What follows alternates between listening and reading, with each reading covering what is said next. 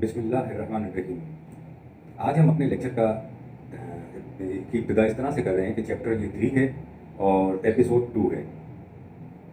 वो कवानीन जिन्हें अल्लाह ने अपनी तरफ से नाजिल किया है और अब वो कवानीन कुरान करीम के अंदर महफूज हैं, उन्हें नाफिज करने के लिए इख्तियार और इक़्तिदार की ज़रूरत होती है। ज़ाहिर है कि कोई भी कवानीन हो, उन्हें नाफिज करने के लिए इख्तियार ना हो और इक़्तिदार भी ना हो तो फिर वो कवानीन आप नाफिज नहीं कर सकते। इसीलिए उम्मत मुस्लिमा के पास मुमलिकत होनी चाहिए। लयस्तख़लिफ़न्नहुम फ़िल अर्द 24/55। इसी के साथ है अस्तख़लफ़ल लज़ीन मिन क़ब्लिहिम 24/55। जैसा कि उनसे पहली अक़वाम को इस दुनिया में हुकूमतें अता हुई थीं।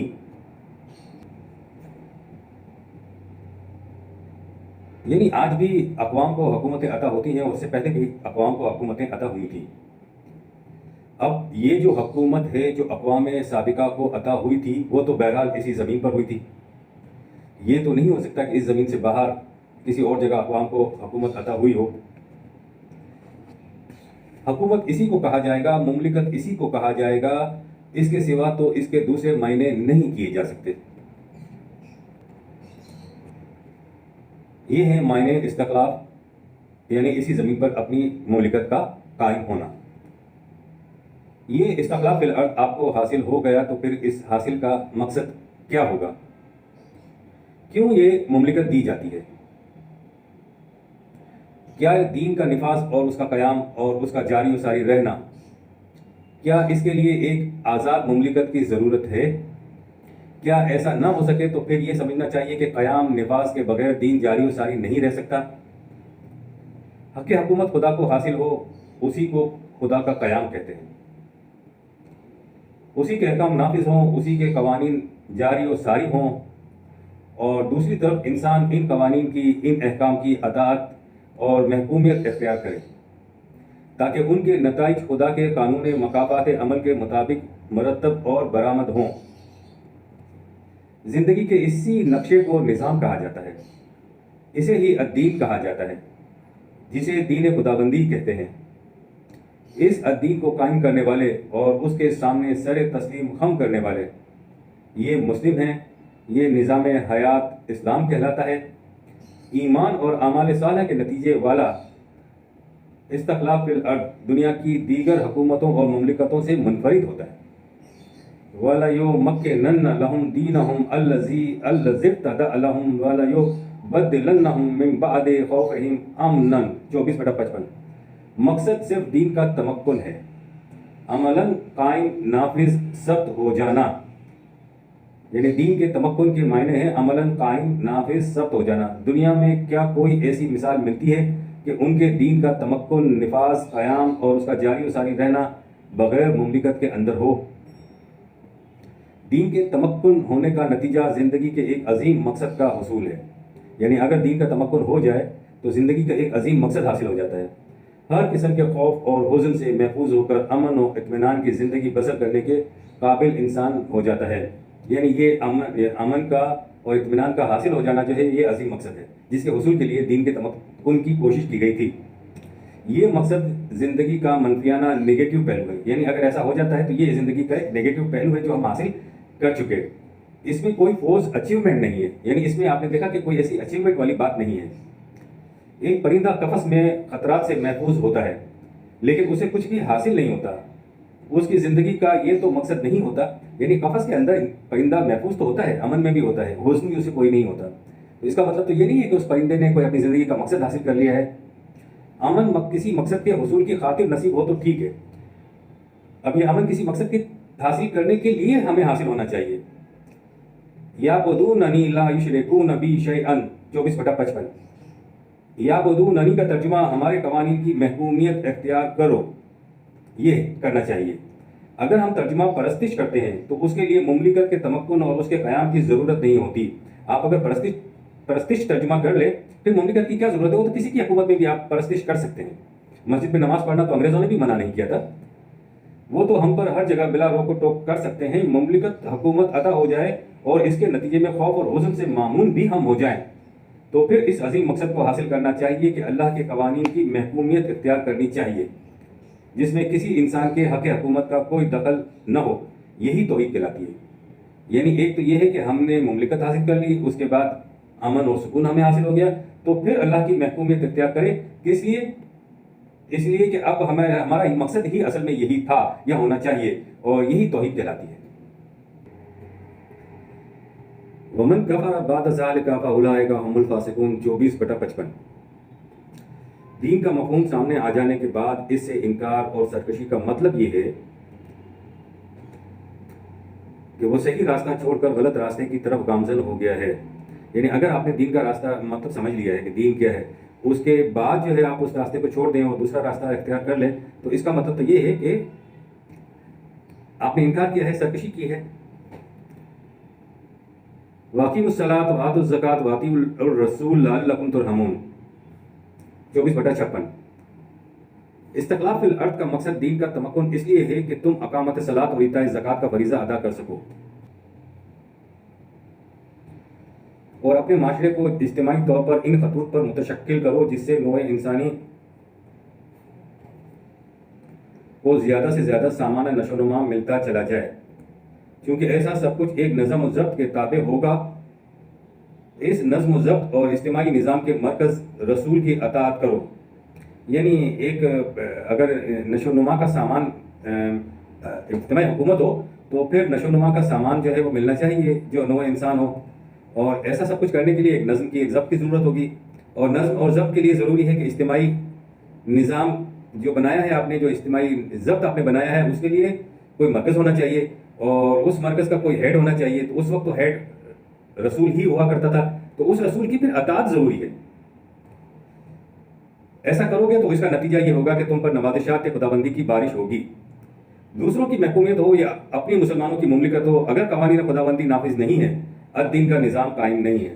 یعنی حکومت چاہے وہ کسی کی بھی ہو، اسمبلی کی ہو، جمہوریت کی ہو یا خدا کی ہو، لیکن اگر قوانین خداوندی نافذ نہیں ہے تو پھر وہ الدین کا نظام نہیں ہے.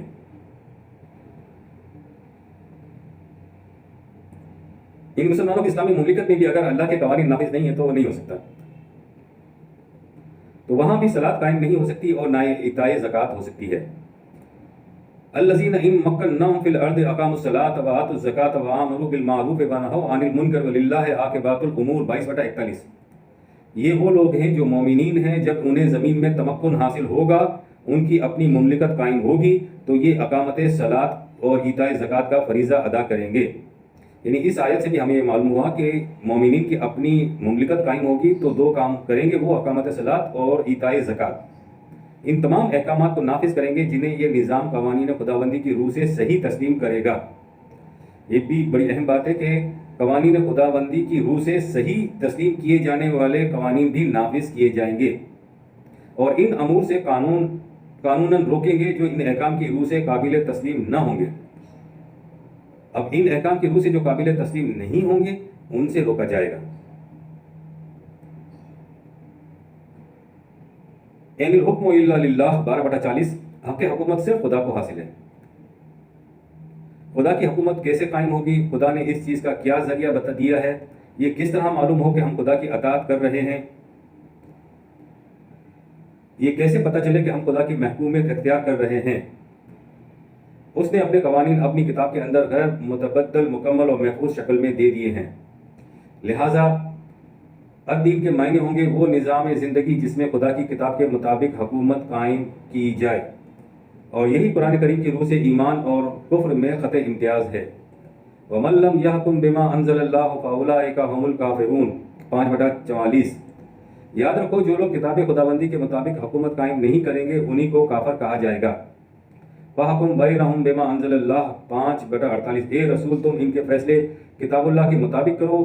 جس خطۂ ارض میں الدین کا نظام قائم ہو، ایسے جس دور زمانے پیریڈ میں ایسا ہوگا اسے آپ الدین کا نظام کہیں گے. اس کے لیے قرآن کیا کہتا ہے؟ تم کیا سمجھتے ہو کہ الدین کیا ہوتا ہے یا یوم الدین کسے کہتے ہیں؟ پھر کہا کہ وما ادراک ما یوم الدین 82/17. تمہیں خدا کے سوا اور کون بتا سکتا ہے کہ یوم الدین کیا ہے اور اس دور کی کیفیت کیا ہوگی؟ ثم ما ادراک ما یوم الدین 82/18. پھر بتاؤ، پھر کہو خدا کے سوا تمہیں کون بتا سکتا ہے کہ یوم الدین کیا ہوتا ہے اور اس میں کیا ہوگا؟ اس میں حکمرانی صرف اللہ کے قانون کی ہوتی ہے۔ انسانوں کے بنائے ہوئے نظام میں جس میں حکومت کی شکل کچھ ہی کیوں نہ ہو، بادشاہت، آمریت یا جمہوریت، قوانین سازی کے اختیارات انسانوں کے ہاتھ میں رہتے ہیں۔ دوسرے انسانوں کے اوپر ان کا اطلاق ہوتا ہے، اور اختیار اور اقتدار ان لوگوں کے ہاتھ میں ہوتا ہے جو قانون بناتے ہیں۔ قرآنی نظام کی سب سے بڑی مخالفت آمروں، سرمایہ داروں اور مذہبی پیشوائیت کی طرف سے ہوتی ہے۔ مفاد پرستوں اور سرمایہ داروں کا طبقہ دولت کے زور پر محتاجوں اور محنت کشوں کو اپنے زیر اقتدار رکھتا ہے۔ مذہبی پیشوائیت تو سب سے سبقت لے جاتی ہے، اس کا سحر تو پورے معاشرے کے دل و دماغ پر تسلط جماتا ہے۔ وہ دوسرے انسانوں سے خدا کا نائب یا نمائندہ ہونے کی حیثیت سے ان سے ہر قسم کی اطاعت کراتا ہے۔ مذہبی پیشوائیت دین کی اصطلاحات کو اس طرح باقی رکھتی ہے کہ ان کے معنی و مفہوم کو بدل دیتی ہے۔ مقصد بدل دیتے ہیں، شکلیں وہی رکھتے ہیں، مقصود بالذات بنا دیتے ہیں۔ یہ یقین دلاتے رہتے ہیں کہ خدا اور رسول تم سے راضی ہیں، اور جب نتائج نہ پا کر لوگ سوالات کرتے ہیں تو کہتے ہیں کہ یہ دنیا دارالعمل ہے، دارالجزا ہے، تو اس کے بعد کی جو دنیا ہے نتیجہ وہاں ملے گا، یعنی آخرت میں ملے گا۔ دنیا میں صرف آپ کو ثواب ملتا ہے، اور ثواب کے نتیجے میں جنت ملتی ہے۔ مذہب ایک غیر قرآنی لفظ ہے۔ اسلام کو مذہب کے مقابلے میں افضل ثابت کرنے کے لیے مباحثے کا حاصل بے نتیجہ اس لیے ہوتا ہے کہ اسلام کے مقابلے میں مقابلہ نظام سے ہے، جو دنیا میں نظام رائج ہے۔ لِیُظْہِرَهُ عَلَى الدِّینِ کُلِّهِ 9/33۔ دنیا کے یہ جو تمام نظام ہیں ان کے اوپر غالب یہ نظام آ کر رہے گا۔ مذہب پرست طبقے کی یا مذہبی پیشوائیت کی پوری کوشش یہ ہوتی ہے کہ دین کو مذہب کی شکل میں باقی رکھا جائے، قائم رکھا جائے۔ حضرات انبیاء کرام خدا کا دین لاتے تھے اور اسی کو قائم رکھتے تھے۔ قرآن کریم نے داستان حضرت شعیب علیہ السلام میں کہا ہے کہ سرمایہ پرستی میں ڈوبی ہوئی قوم کو مذہبی پیشوائیت مطمئن رکھنے کی کوشش کرتی تھی کہ یہی منشا خداوندی ہے۔ نظر یہ آتا ہے کہ شعیب علیہ السلام نے ان سے صلاۃ کی اجازت مانگی تھی، کیونکہ غلبہ اور کثرت تو مخالفین کا تھا۔ انہوں نے اپنے خیال کے مطابق نماز پڑھنے کی اجازت دے دی، یعنی ان لوگوں نے، مخالفین نے۔ وہ یہ نہیں سمجھ سکے کہ یہ تو سرمایہ پرستی کے خلاف جہاد کا علم بلند کیا جا رہا ہے۔ قالوا یا شعیب الصلاۃ یا تأمرک ان نترک ما یعبد آباؤنا او نفعل فی اموالنا ما نشاء 11/87۔ اے شعیب، ہم نے تمہیں نماز پڑھنے کی اجازت دی تھی، تمہاری یہ صلاۃ کس قسم کی ہے جو ہمیں اس کی بھی اجازت نہیں دیتی کہ ہم اپنے مال کو بھی اپنی مرضی کے مطابق صرف کر سکیں؟ یہ کس قسم کی صلاۃ ہے؟ انبیاء کرام جو نظام یا دین قائم کرتے تھے اس میں صلاۃ کے یہی معنی ہوتے تھے۔ اس سے ظاہر ہوا کہ ہر نبی نے آ کر صلاۃ کا یہی حکم دیا ہے، اور یہ بھی پتہ چلا کہ مذہب پرست طبقہ یا مذہبی پیشوائیت صلاۃ کو کیا سمجھتی تھی۔ خدا کے نبی کو انقلاب لانے کے لیے جس قدر جدوجہد کرنی پڑتی تھی اور مقابلے میں اس قدر شدید مخالفت ہوتی تھی، تو یہ سمجھنا مشکل نہیں ہے کہ صلاۃ کا عملی نتیجہ پرستش نہیں ہے۔ اس کا دائرہ صرف نماز تک محدود نہیں ہے۔ حضرت عیسیٰ علیہ السلام کی داستان حیات کے محرف انجیل کے اندر بھی ایسے واقعات ملتے ہیں جن سے نظر آتا ہے کہ یہ کتنی عظیم شخصیت تھے اور ان کا مقابلہ مذہبی پیشوائیت سے کس قسم کا تھا۔ ہیکل کے اسٹیج پر سے حضرت عیسیٰ کا ارباب طریقت اور ارباب شریعت سے خطاب انجیل متی باب 23 میں ہے۔ احبار اور رہبان سے مخاطب ہو کر کہتے ہیں، ان مذہبی پیشواؤں سے کہتے ہیں جن کے اختیار اور اقتدار کا یہ عالم تھا کہ حکومت رومن کی تھی اور موت سے کم درجے کی سزا یہ دے سکتے تھے۔ حضرت عیسیٰ ہیکل پر کھڑے ہو کر کہتے ہیں، اے ریاکار فقیہو و فریسیو، آسمان کی بادشاہت لوگوں پر بند کرتے ہو۔ بادشاہت کے معنی ہی دین خداوندی کے ہیں۔ نہ داخل ہونے دیتے ہو، نہ داخل ہوتے ہو۔ مرید کرنے کے لیے خشکی اور تری کا دورہ کرتے ہو، اور اس طرح سے اسے بھی جہنم کا فرزند بناتے ہو۔ سفیدی پھری قبروں کی مانند ہو، اوپر سے خوبصورت، اندر سے مردوں کی ہڈیوں کی طرح کی نجاست سے بھری ہوئی۔ ظاہر میں راست باز دکھائی دیتے ہو اور باطن میں ریاکار اور بے دینی سے بھرے ہوئے۔ یہ سب پیغمبرانہ انقلاب تھا جو دین کے مخالف مذہبی پیشواؤں کے خلاف اس دھڑلے سے اور اس اعلان سے کیا کرتے تھے حضرت عیسیٰ علیہ السلام۔ اس کا نتیجہ یہ نکلا کہ ان لوگوں نے کاہنوں کے سردار سے مشورہ کیا کہ اگر یہ آدمی بادشاہ ہو گیا تو ہم کیا کریں گے؟